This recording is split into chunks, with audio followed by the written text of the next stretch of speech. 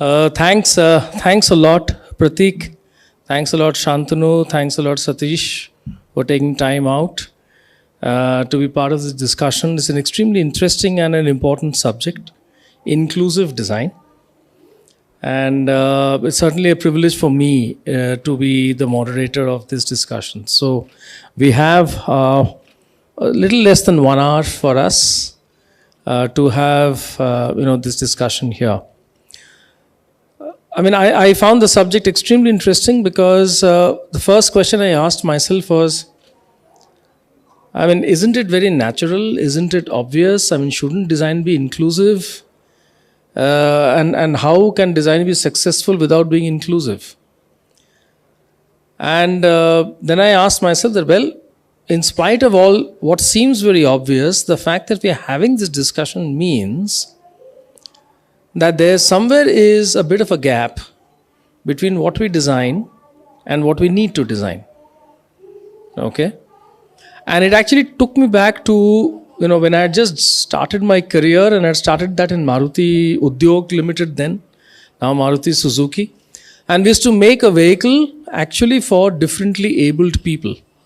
So there used to be an edition of the Maruti 800, which used to come in some 12 or 13 different variants.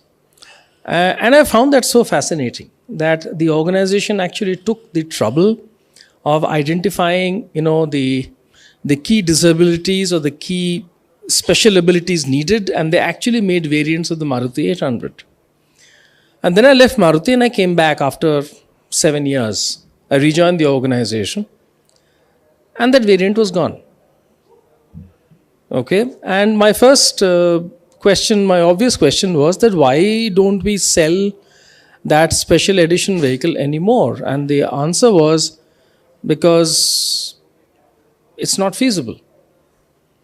There's no business in it. Okay, and also I still remember, because I asked my then big boss, Mr. Jagdish Khattar, that even if it is not feasible or viable, why don't we still make it? He said, well, interestingly, the government gives us no incentives. Okay, so here we are actually as a nation, we talk a lot about Atithi Devo Bhava and Vasudhaiva Kutumbakam and all that. But then we actually don't make ramps in our buildings. Okay, we don't have proper ramps in hospitals, right? Our airports are not the most disabled friendly or special application friendly. A lady recently actually collapsed and got injured because she had to wait for a wheelchair in a certain flight for hours, and the wheelchair never came. So somewhere, and that's when I realized that somewhere because of this, this gap of sensitivity in our society in general, and possibly our industry in specific, is the reason why they've asked us to speak on this particular subject. Okay? So Shantanu, I'll start with you, right? How can inclusive design become a core part of your product planning? Okay? And rather than an add-on or rather than an afterthought. Right. Yeah, first of all, thanks everyone, thanks to Track and Tell for having me here on this panel, and I'm so glad I came, and it's wonderful to meet people from extremely diverse backgrounds, but at the same time, extremely engaging conversations, and I will definitely leave far more enlightened than I started the day today. So, but to answer your question, Avik, so your question was, why is inclusion crucial to the future of? How can it become a part of your product planning? Right. How can it be an integral part of your product planning rather than an afterthought or rather than an add-on? Yeah, and I think it all boils down to the people. Rather than so if it's just a group of men doing product planning, and product design and product development and engineering, right? That's just not going to help. So you have to have a diverse set of people. If you know for a fact that there is a certain kind of a customer segment that you intend to cater to in the future, you might as well start hiring from people from diverse backgrounds, and that's one thing that a lot of organizations have started doing. But more than just hiring, it's having those people in the team, having those people actually drive decision making, and that's where I would start. Interesting. I still, quite, it still amazes me that we had the 100cc motorcycles coming out in 1984, 1985, but we had the Sari Guard coming out a good 10 years after the motorcycles came out. Yes, Yeah. true. That, and there are vehicles that have also kind of catered to. Even now, if you look at the two-wheeler industry, right? I think all of us have seen that. You'll have a two-wheeler that someone buys, but if there's someone who is differently abled, they can't just use it, so they have to go to a local fabricator to add an additional set of wheels. So there's usually no holistic solution that comes from the OEM's end. And I think this will change. With the right set of people, to in the right time at the product development process, you bring in, hey, like this is a possibility that we should be looking into, and maybe it doesn't take, it doesn't take too much effort, or it doesn't affect you financially as a company during product development if you take a certain decision a certain way, if you enable and unlock this for future customers, right? Who are different than your standard customer base. Very true. Very interesting. On that note, Prateek, I'll come to you. So, because you are a teacher, okay? So, how do you inculcate this very core fundamental value of inclusive thinking in your curriculum? Hello. That's I think a very interesting question. First of all, thank you TWF for the invite, and thank you all for bringing me down here and having all these wonderful conversations. A part of design learning or design curriculum, especially from the place I come from, NID, has always been experiential learning. That is not to just teach theory, rather you go out, you experience not just once, because that I've noticed with the current generation also, it takes multiple iterations for students to understand. So first might be the sympathizing part, and then when they go again and see the situation or analyze the particular community they are looking into, then they slowly come down to empathizing, where someone else's pain becomes their pain too. And inherently, I think inclusive design has been a part in the design process as such. But I still feel there is a need, to elevate it to that it should be a checkpoint in every design process that a student does. And in a way, I was just thinking about a project, design project, which the students are currently doing in, and I noticed, thinking about it, or involuntarily when we chose the subjects, we wanted them to look at people in the medical field, especially the elderly people who visit hospitals. Another group was the traffic police, people who stay out in 50 degrees Celsius and then have to shout on top of their voices so as to make people start driving, control it. And so that was the second group. The third group was again looking at Gen Z. So that is more close to their age, probably, the students that we have, on what drives Gen Z or what can we give Gen Z people on. And the fourth group involved, what can we do for people who move loads inside campuses. So it could be a big setting like this. It could be one of the IITs. It could be one of the IT campuses.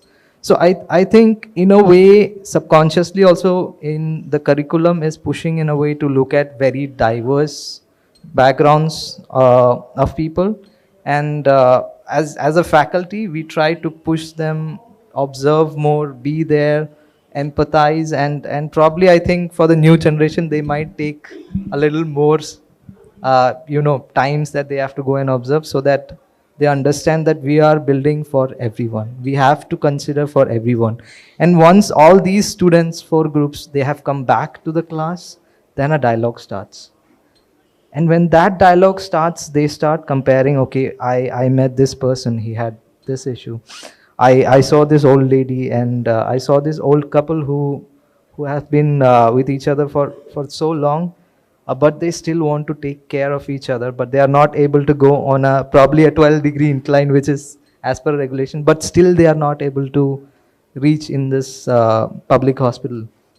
So there are provisions, but again, how do we again look to capture these insights, and so that all these solutions that they design or envision, that can be for all of these categories. And I think fortunately it was around this time that I got invited to this event also, which I felt, the jigsaw puzzles just matched, and so I'll be taking a lot of insights that I got from the discussions that happened in the morning, and especially this one, to my students. I hope it captures it. Your question. Absolutely. And you said something very important. You said that you need to design for all. And Satish, I come to you on that, because you've been this very, very active practitioner for all these years. Obviously previously working with Tata Elxsi and now running your own design firm. And we typically suffer somewhere from this dilemma of one size, or wanting to have one size that fits all. Okay, especially when you see global launches happening in India, it's like whatever is launched in Germany or whatever is launched in possibly even in Japan or in Korea comes to India with the least possible modifications or adaptations to the Indian requirement. Okay, now given your experience, how do you drive this basic sensitivity in your clients, that you cannot have just one solution fitting all requirements? You need to have solutions for every specific application or every specific customer type. Good evening all. I'm audible? I think you need to switch it on. Yeah. Good evening all. So this is a very sensitive topic. From decades, we are all working on MVP, minimum viable product. So here there are certain, let's say, technology disruptions happened, especially the form factor of EV. Driving an EV or managing an EV with disability is easy. Coming from a point where an engine has gear shifter and you have to do a lot of, let's say, activity with hand and legs, everything. So, but right now, I'm very positive about inclusive design. Like Shantanu has mentioned, that include different, let's say, stakeholders into the design process and checking with ergonomics. Technology can bridge whatever the exteriors designs are all constraints. That constraints are actually taken over by technology. One example, it was very linked to very emotions right now, is when I was working in Europe, I was traveling in the buses to the, let's say, to the Delhi to the office. So once I saw a small dog and a fat woman who is actually trying to go and board the bus. I was just looking at the bus like whether she will carry this puppy on her hand and get into the bus. But to my amazement, the driver has switched on one switch. The entire air suspension has drowned, and then the vehicle has come almost like 1 inch or 2 inch to the ground. And the small dog just hopped. I'm talking about a dog, which is also taken care in design. Not even like humans. So this I was observing, and back in Hyderabad, me and my mom are going for a function where she had some expensive sari, and all our buses are generally a truck chassis, and she is trying to board from the front, because in it is like from the front it's women and from rear it is men. It's like that in city buses, and somebody accidentally put leg on her sari, and there are aluminum beadings in that. So it got stuck, and she was so upset. Driver is upset on her, why you are making rukos, and I was not knowing. So where there is a big gap, where a small animal is taken care in design, and even humans are not treated like that. So there is a big difference. I'm talking about that MVPs. But today, I'm so glad that government, especially JNNURM, they have created a bus code where a wheelchair come directly into it, and these air suspensions are very much there.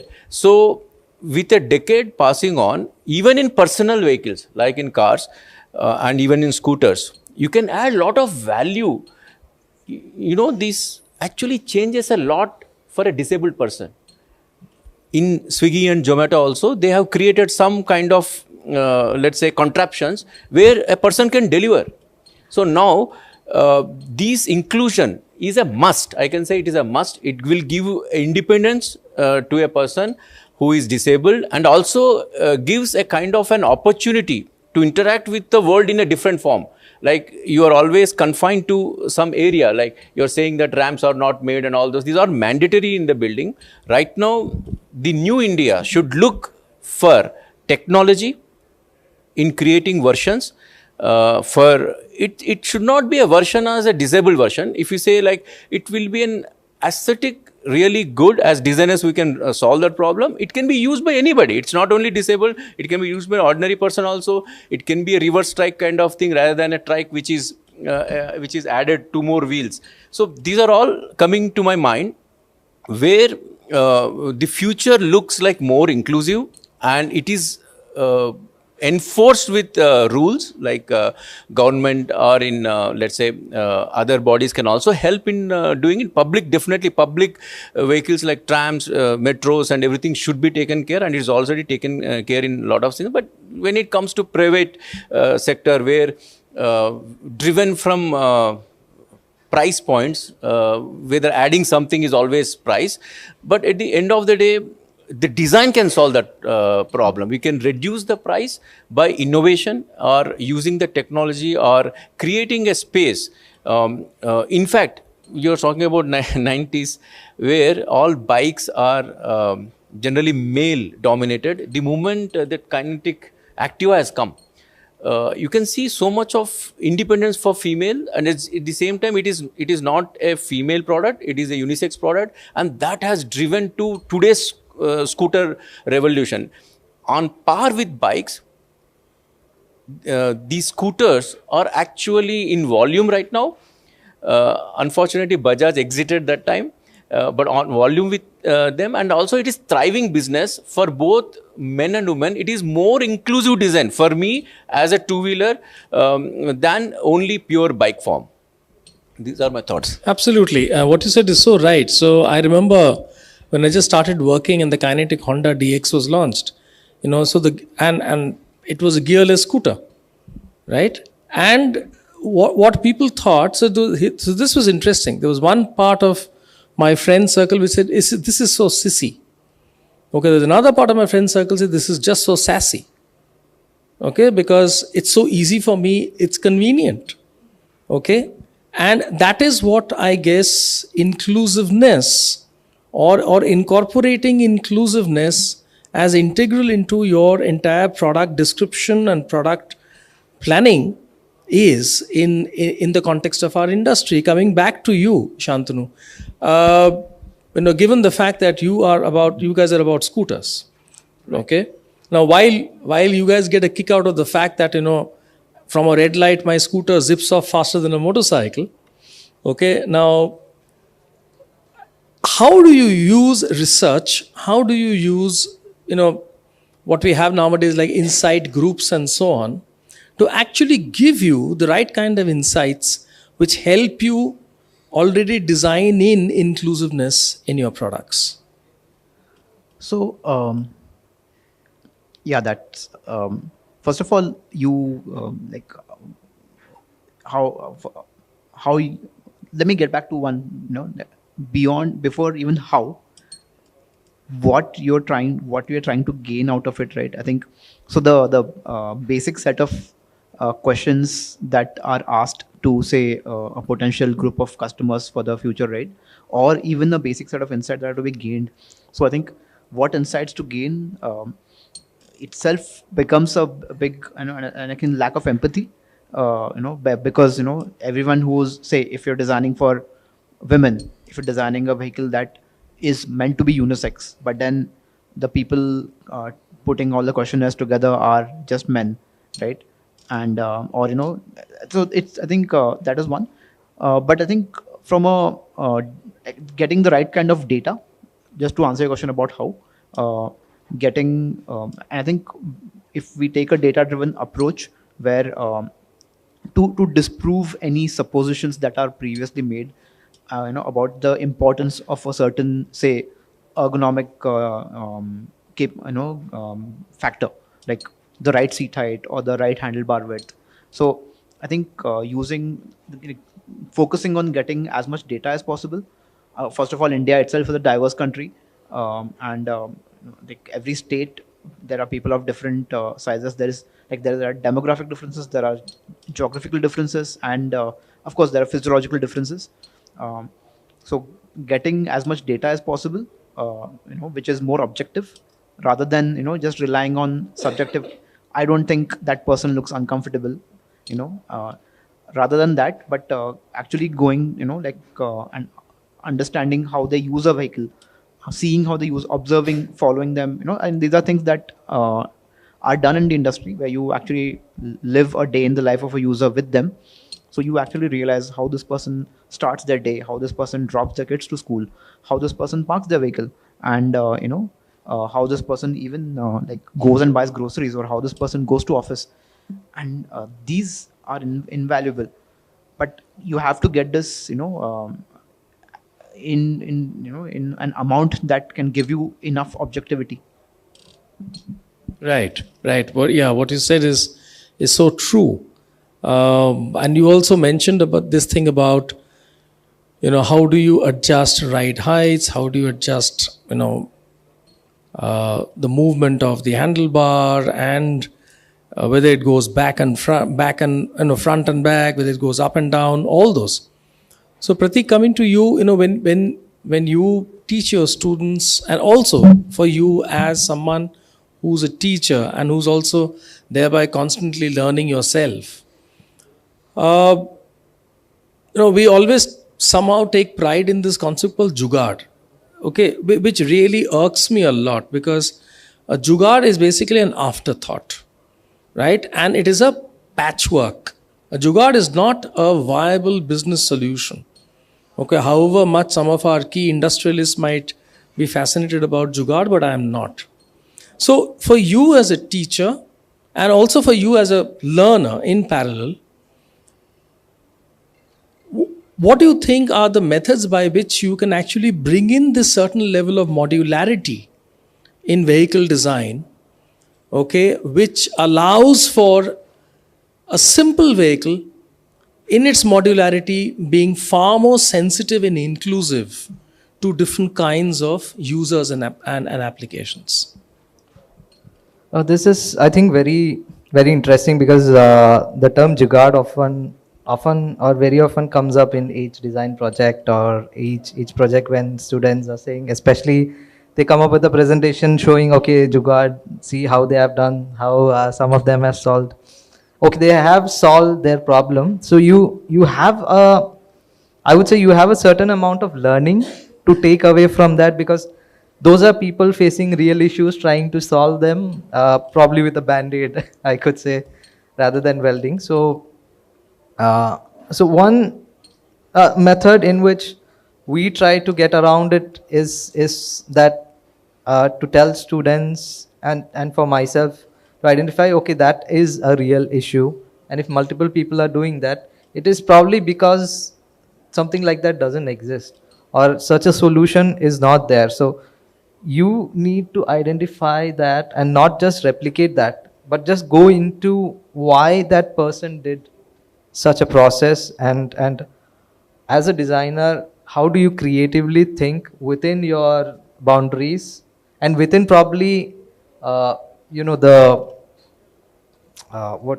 hard points that person had. so as to create a new solution for that.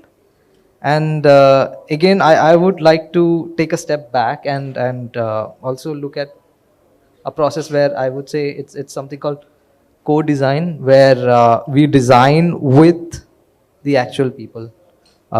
So you or it, I think in a way it is also called as participatory design, where you bring them into studio or you take the studio to them. And I think in India probably that is one way it works. You take the studio to your user, and from that gain real insights. And however, I don't know, this could be a bit of negativity from my side, because how much ever we try to empathize with a different person, it never goes to the 100%, right? So in that way, the best thing to do is bring that person in, let them design or let them be a part of the process, and include all of them. And let's say, for example, I'm creating a chair with 3 levels of height adjustment or depth adjustment, and I bring in 5 people from very diverse backgrounds, let it be socioeconomic, let it be abilities, and tell them to make adjustments for their ideal chair. I am sure I'll get minimum 10 or 15 adjustments in that.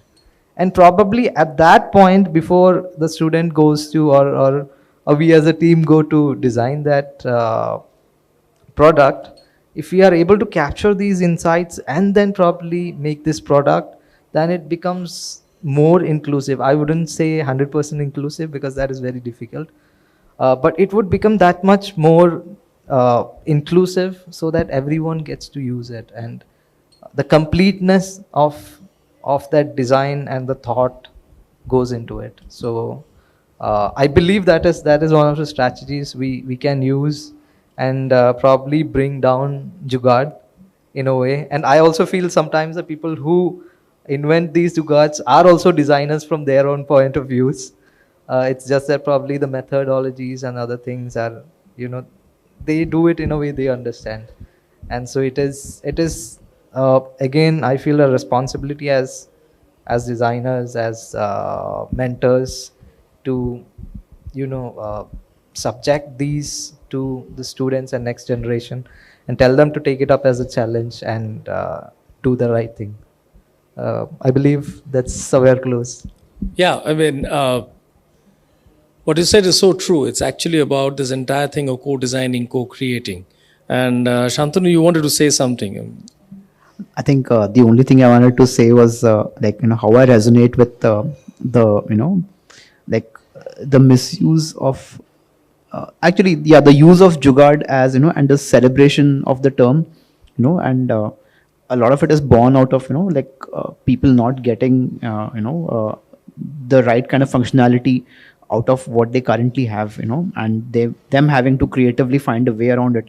So I think the celebration that needs to be done is of the creativity, the absolute creativity, and the thought process of and the sheer will to make something your own, but not make it as something that has to be done, or something that has to it can't supersede or it can't replace a well thought out process of defining something that really means something for the end user.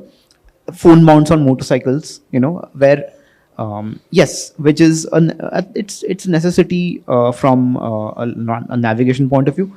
But then if your motorcycle had inbuilt navigation, would you then need that phone mount for anything else? And I think these are the basic questions that usually have been getting asked, and which is why you'll see TFTs on scooters, and and of course cars have solved that a long time ago. But even two-wheelers kind of now just get all that in place from the beginning. Continuing this line of thought, Satish, given again your very interesting experience of when you're converging engineering with design, okay, in the projects that you've done for so many different kinds of organizations, what according to you are the typical misconceptions that organizations have on this concept called inclusive design? See, basically at Advandes, We do the design research for observation, conceptual design, engineering and prototyping. When organization comes to us, they also come with a pre-determined kind of, let's say, well-laid brief, or they have a vision that I want to develop something like this. As a startup comes like that, and a OEM comes that we already had this entire product management team has come up with this kind of specification, you have to do it. So when they come with pre-existing thoughts, you have to do your research in depth, and your observation has to have facts and figures in order to counter them if you are convinced that this is the best way to do. Because our success is in our customer success. And one of the case, one manager has asked, if I come 6 months down the line, will this design change? I said, obviously it will change. The current design is with the current benchmarking or the current trend in the market. In yesteryears, years, 4-5 years, it is to take for a change of something. But today, within 6 months, you can change. You can see the change with a lot of innovations being carried out. So when these organizations come with certain type of, let's say, requirements, but generally we work with a creative team or engineering team, they are flexible. If we suggest something good, they take it. Because that obviously converts into business value, because the idea has got a potential innovation or a kind of, let's say, seep through. The management actually thinks like the external experts have suggested this, and they may take some time, but ultimately like the ideas are so profound and so good, and it has got an edge on competition and has innovation value and doesn't have much price, let's say, value to it. In the sense like it is so costly, then obviously things will cut down. But ultimately are taken into the stride for design and development. But here is the rider that it has to be proven. So basically, you take guidance from the existing, let's say, rule book of vehicles. And then if you want to do any attachment, whether it is safety point of view good or not, so you do this. Here the word jugaad, see, here I can say that jugaad in a right way is actually making use of existing components and showcasing your idea, but this is not for actually selling. It is for proving your ideas. So that is good for jugaad. But somebody who made a jugaad, you have to see that idea is really good in a way that this kind of, let's say, prototypes we make to convince the customer that this is good for this thing and to you and the market. And more importantly, I will say for my team, fundamentally we are designing for a user, not for the customer alone. If the user is going to pick and choose this option, or if a user is happy with this, and the user has got some problem is solved, in the sense like it's a convenience, it's a time, or it's a material issue is solved, then automatically the OEM will buy into it, or a startup will buy into it, and there is a success. In that way, I say even the customer comes with some restrictions, with our design process or with our team, maybe like 20-30% we add. I want to say that because not all the ideas will go through. There will be some incremental design and disruption. Disruption in once in a blue moon, incremental every time, every project. Even I can say received product in the market, after 2 years it requires a facelift. So in those areas you don't see a lot of challenge for this thing, but we will know what to do. In that, it's a very, as a professional, we know that we have a window of this much of, let's say, budget, window of this much of time, and these are the pain points. This product doesn't have, competition has. There are certain IP which is competition having, so you have to bypass an IP. So all these things itself is a big project. It's not, I'm not saying that incremental thing is a small project. It is successful in that way. But when there is a disruption, then it is a collaborative approach. Nobody can dictate any disruption in the market. And when it comes purity of thought with gap finding, as many of these experienced people are here. So once you get that eureka moment, then nothing will stop. You know, like everybody will be after that to make things happen. That's my take on this. Yeah, you're right. I mean, you know, you call them the eureka moment, or you call them the moments of truth that actually hit you, and they teach you a lot. I'll just share a recent example. I was chatting with a friend of mine who works actually for a Chinese automobile company. He's a head of design there. The company's name is Zeekr. Okay, and they've designed this very interesting MPV called the Zeekr Mix. Okay, and it's become quite a rage when they showed it at the CES, because all the 4 seats can swivel, all around, right? And I told him that, okay, this is interesting because it's become a huge hit. And but what made you have all the 4 seats do a full swivel? So he said, listen, we planned to do only the front seats. Okay, then this entire thing of costs came up. So we said, okay, listen, let's have all the 4 seats swiveling, right? So the same technology that we use only for the front seats, we just do double the volume. Okay, but what happens is in that due course, it becomes a special feature, right? So you can actually sit, facing each other, facing the road when you're driving and all that kind of stuff. So yeah, so feasibility becomes very important, yes. But then, as you correctly said, if it's a more collaborative approach, then the feasibility issues can actually be worked out. Any example that you would want to share with us, Shantanu, on this? Given that you've spent 11 years with what was once a startup and now is almost a benchmark, any examples you would want to share of where you overcame these aspects of feasibility but incorporated specific elements of inclusive design? Yeah, I think overcoming aspects of feasibility. One, of course, at Ather, the one thing that happened was we had to build the entire vehicle from scratch. So feasibility was a question everywhere, on every single part of the vehicle, and that's where it started. And of course, it had to be done from scratch because we found that there was no other way to do it. We couldn't just build a battery pack for existing vehicles, or we couldn't, just build, so that was where we started. I think there are places, wherever feasibility came up as an issue, right? If the solution was right, everyone in the company, right from not just design and product management to engineering, everyone rallied behind it, with a single-minded mission.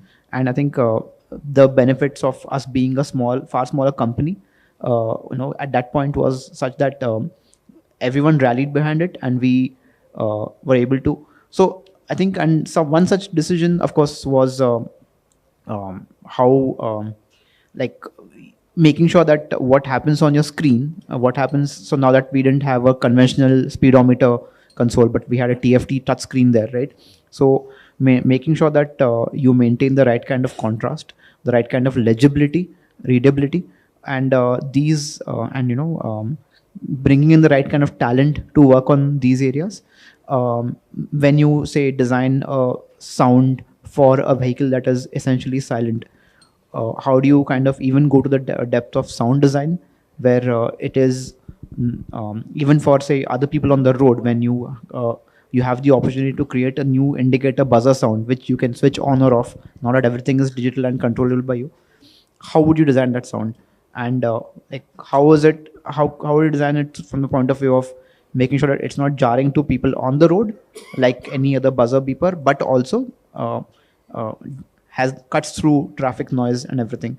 So I think a lot of these thoughts kept happening. Of course, the vehicle itself lends to a very conventional, regular, everyday user base. From an inclusivity standpoint, there are things that we made sure that it didn't jar people who use the vehicle. It didn't jar people who don't use the vehicle out, beyond this thing. One thing, of course, that I remember very well is the switchgear layout on the handlebar is the exact same, in terms of its positioning of all switches and usability as a standard petrol scooter, on the first scooter that we made. And the reason for this was we were making a new product, right?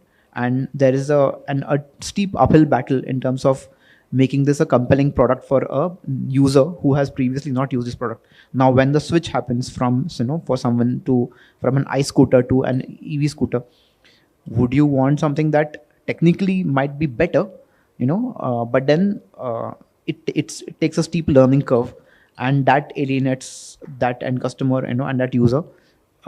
So we've had to carefully bring in, generation by generation, changes to the switchgear, which are still, rooted in that original thought of, you being able to switch between, say an EV and an ICE vehicle, so that you don't, you are safe, and you and your passenger are safe, and everyone else on the road is safe, so that your indicator is right where it needs to be. There is no, even though we had the opportunity, certain things need to be taken forward with care.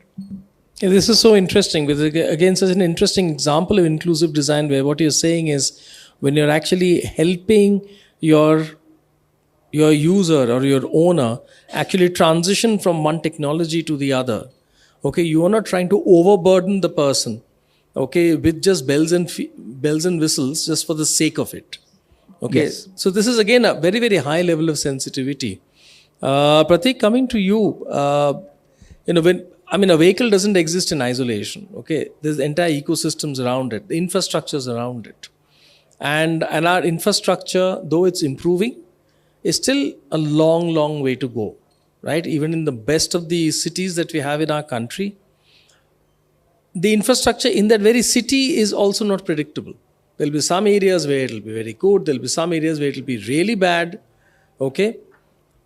So how, again, as NID, as an institution, okay, which leads so much of thought in all these aspects of transportation, okay, how do you plan to bring in inclusiveness into the infrastructure that is built around the vehicles that we use? I would like to address this question from, let's say, another project perspective itself, because I think while students come in as young learners, the first thing, they might make a simple product. Second, a little more complex thing, which might be a motorized small transport. But the third level that we have is something called systems design, and it's a pretty long course, and that is where we sensitize the students that you are looking at it from a very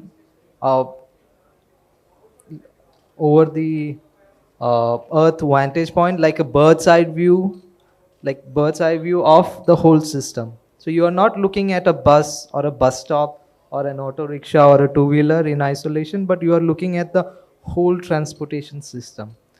And in this approach is a lot of observations and a lot of research, secondary, primary, and students usually go where you have one of the best of transportation systems available in India. For example, right now, one group was looking into the transportation between Tier 1 and Tier 3 cities. So they were looking at Ahmedabad, Gandhinagar, and also towards the Surat side and along the coast. And another group was looking into the water transportation, and they are right now in Kochi. So the idea here is to look at every aspect of probably how a person travels from their home, takes the first transport, and for taking the first transport, how does she arrive at the location, and what kind of a bus stop is it, what kind of a water metro station it could be, or a metro train station could it be, and seeing how these nuances could all be optimized so that they become seamless. There is also the multimodality of all this transportation modes existing together, but from a customer or a user point of view, they have a seamless operational utility of the whole system. And this is where also they look into the inclusivity part. How does a school going child go from their home to the school, and does he or she travel with their parents? If their parents are going, do they go in a two-wheeler, or are they going in a three-wheeler? what kind of paths or what kind of roads do they encounter. So a big process of the whole module or course is understanding the system. And mostly what happens is when they understand the system, then they come to a point that, okay, nothing can be done right now because it's very complex. And that is when we say, okay, right now you have reached a point where you can look into what small change can they do so that a small change can affect a very large population. And I think inclusivity becomes very important at that point, and it is also one of the driving factors where it forms, probably I would say, a very high percentage of what their proposed solution could be. And coming from the transportation department, I would not say that we would always go into product. So we had a few students, we have a few students who are looking into eVTOL services around Mumbai. So for them, when they met the officials, they said they were impressed with how they showcased it. So they told the students to come up with your version of the policy or your version of the advice that how can these things be done. So it, as a design solution, it can be anywhere from a product to a service or even a policy level or recommendations. And I think that is where it plays into inclusivity and learning and integration into all of this. So yeah, that's my take. Satish, you want to add something? Yeah, so here, private and public. So two aspects. Private, we have done some surveys in this area, where if you see, especially the Europe, there is a large network of trains, buses. Public transport is relied much on. Where in India, like your own vehicle is relied much on. It's actually a cultural factor, because we don't plan a day. There's a lot of disruptions happen during the work, and you need to do some unplanned things in the evening and to get these things, that thing for the home, or drop your friend here and there. So we are more adapted to have your own product, which is actually a two-wheeler. You know, two-wheeler is a boon to Indian population. If there's no two-wheeler, like a lot of mobility is, let's say, taken this thing. So when an average person in Europe is relying on public transport, because they are planning a day, even their outings are planned in such a way that that time they will get their own car. Car is a mode of transport there, but it is expensive when compared to this. Here, two-wheeler is cheaper, and with EV it is much more better. But where these inclusivity is, if you can drive our population with reliability in our public transport services, and also inclusivity for everyone, and also at the same time that last mile connectivity, what he was saying, no, if, when a person actually reaches home or starts from home, that connectivity is figured out, and many startups are doing here.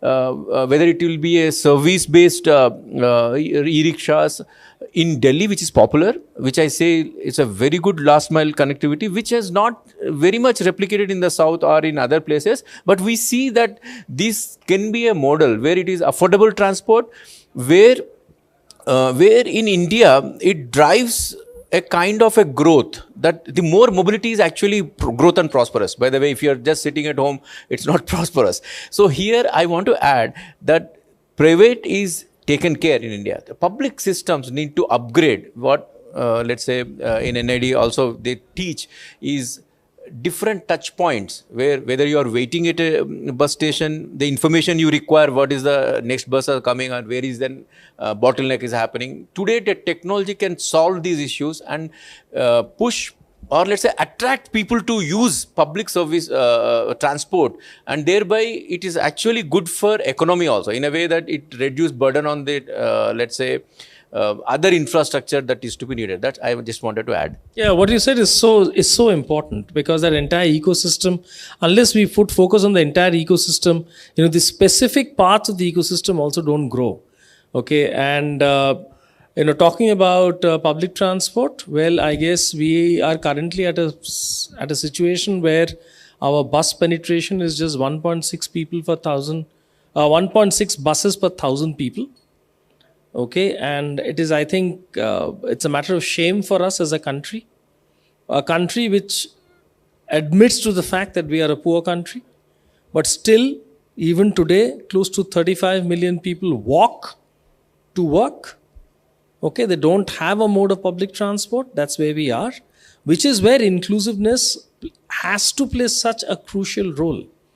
And you're right, because though I'm a Bengali, but I haven't spent much time in Kolkata.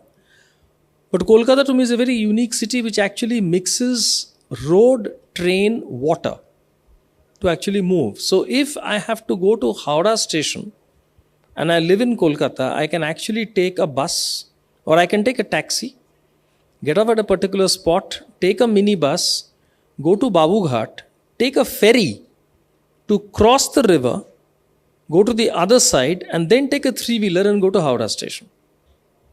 I can do that.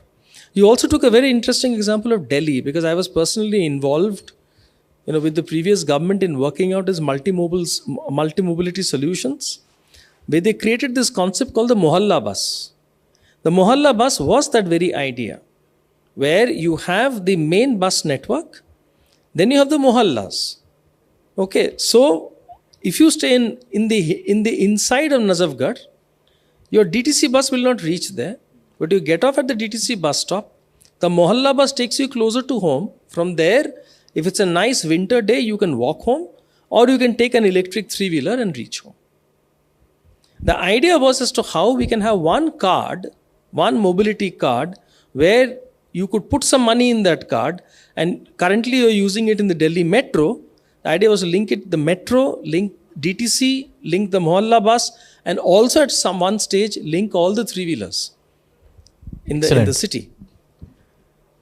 Okay, before we wrap up, just 5 minutes. Before we wrap up, I'll start again with you, Prateek.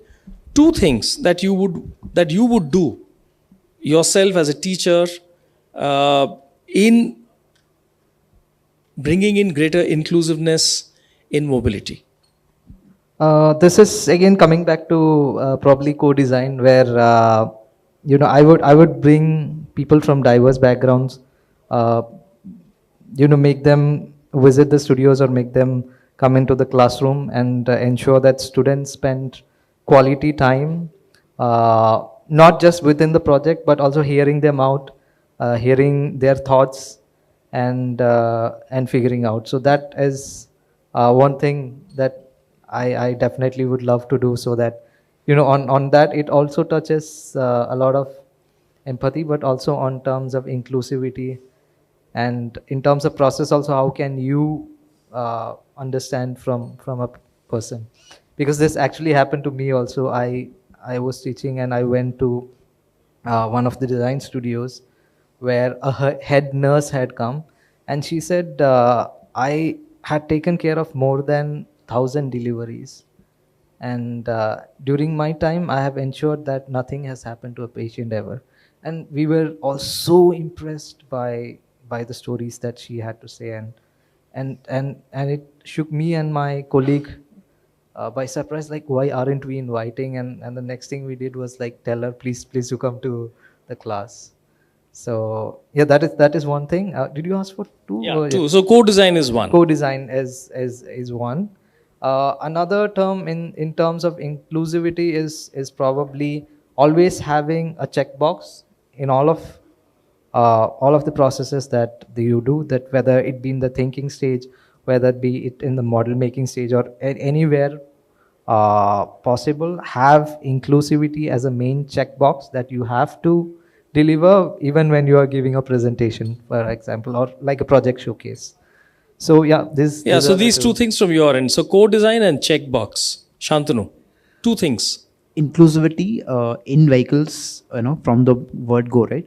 Yeah, I think he's put it beautifully. There's and it also applies to industry, where inclusivity as a parameter to be not only written down as a as one of the things to look into, but also deliver on, and at every stage of the product, the product design development process, right from the initial idea of that product to the end deliverable, when it rolls off the assembly line, and it reaches the hands of customers.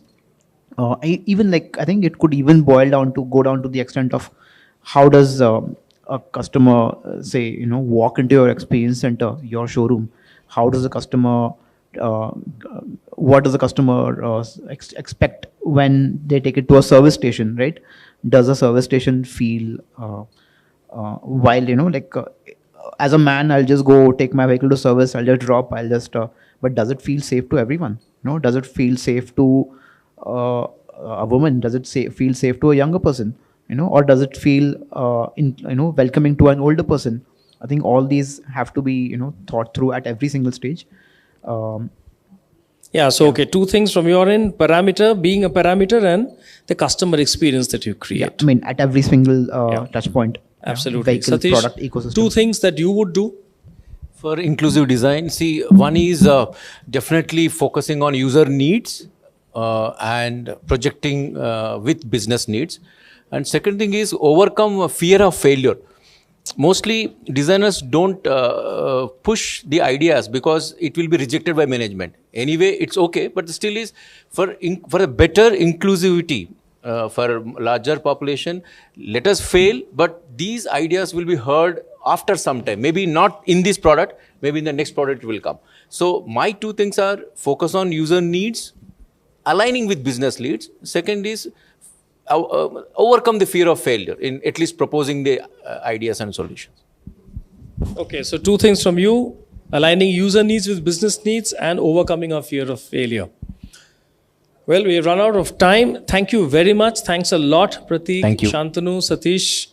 Just to sum up again, once again for all of us in the room, the need to co-design, the need to always have a checkbox whenever you are designing any kind of a mobility solution, whether a product or an application or a solution of the ecosystem, to have it as a parameter in what you do, to take care of all the touch points in the customer experience, which is pre-sale, sales, after sales, even resale, okay, everything. To bridge the user needs with the business needs. And lastly, all of us together need to overcome our fear of failure. Thank you once again. Do we have time for questions? No. Yeah, we do? Okay, good. So if anybody has any questions, most welcome. Yes, sir.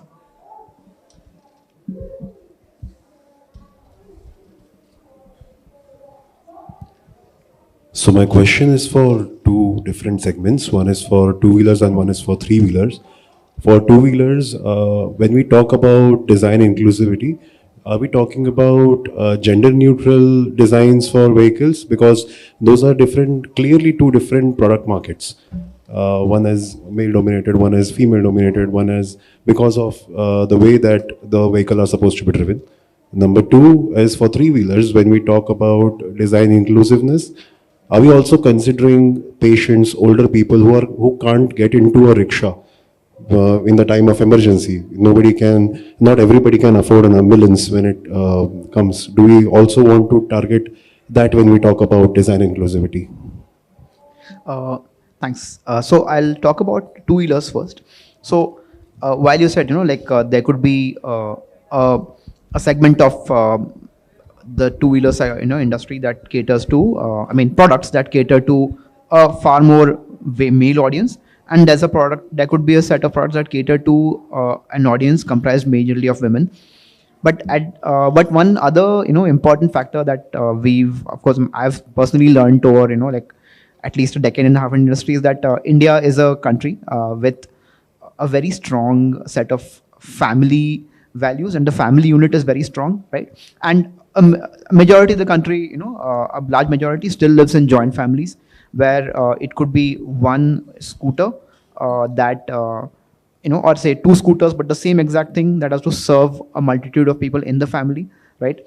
And that's where there are products that exist in the market for family segments that do a wonderful job of catering to almost everyone in the family. So it could be someone who might be in early 50s or late 40s, who and that person's spouse, and it could be their kid who might be learning to ride a two-wheeler, might be 16 or whatever, and it could also serve maybe the grandpa might just take it for a quick, go meet his friends, in the park, right? So I think that is a large majority of the market. Scooters are majorly unisex. Some scooters, of course, one good example that comes to mind is the TVS Scooty Pep, right? So, which was specifically designed for young women to get into two-wheelers, and they did a great job of that. Yes, so, but some segments don't lend themselves. But I think as we, as the two-wheeler segment in the country becomes more and more, evolved, right? As it evolves, right? I think there will be a need for bikes to cater to everyone, which not all bikes do, right? Like there are basic commuters that, by virtue of their size, their engine size leading to the vehicle size and lightness, cater to a larger variety of people, both men and women and older people. But I think going forward, there'll be, definitely an ask from, as the market has evolved, a need for performance bikes to cater to women.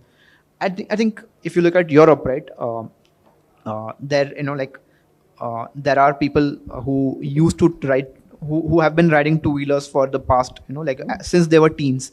And now that age group, that user group is possibly 55, 60, but they still want bikes. But what they now go for is possibly a sport tourer, which has performance but offers an extremely comfortable riding position, so that your back and arms are, they're not strained, and you can go for, or like you can cross an entire country on those, or maybe possibly a continent. So that's the two-wheeler side of things. Yeah, the short answer is yes. Like design inclusivity, there is called design exclusivity also. Like there are certain bikes, sport bikes, only with only one person drives it. There's no pillion rider to it. So design, the purpose of the product.